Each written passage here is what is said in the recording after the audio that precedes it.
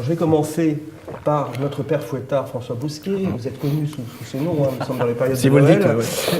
Alors, je crois que vous allez fouetter, mon cher François. Qu'allez-vous fouetter aujourd'hui ?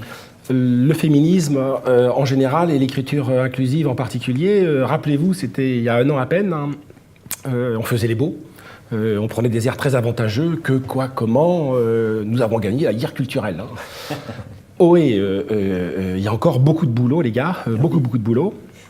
Vous avez vu là les féministes, si je dis les gars, c'est parce que je vais m'adresser spécialement aux chaisières du féminisme. Hein.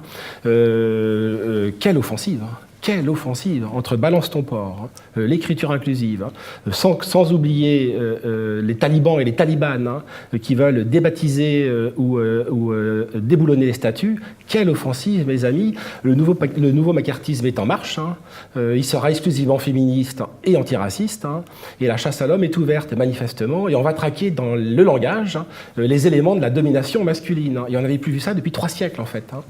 Ça nous rappelle nos chères, très chères, précieuses, ridicules. Rappelez-vous, Madame de Lafayette, hein, l'hôtel de Rambouillet, où s'agglutinaient tous les grands noms de la très haute aristocratie, toutes les dindes de la très haute aristocratie.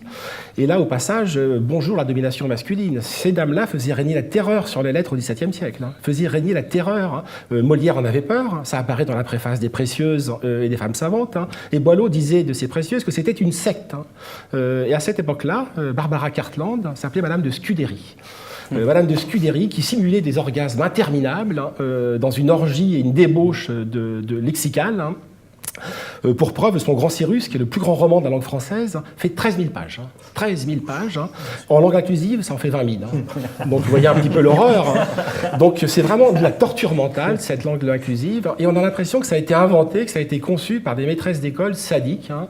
Et au fond, c'est des gens qui salopent, hein, vraiment qui salopent le français. Parce que le français, à la fin, finit par ressembler à un tissu organique cancéreux, colonisé par les métastases. Hein.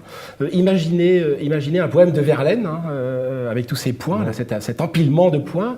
Au fond, un poème de Verlaine traduit en morse, hein, et un morse qui serait unisexe. Hein. Eh bien, c'est ça, l'écriture inclusive. Hein. Ça veut dire adieu à la poésie. Adieu à la dictée de pivot, à laquelle j'étais très attaché. Adieu au Scrabble, hein. C'est ça aussi son importance. Vous êtes très attaché, je le sais. Oui, et au mot croisé, auquel nous sommes tous très attachés. Voilà, nous sommes tous très attachés à tout ça, quoi.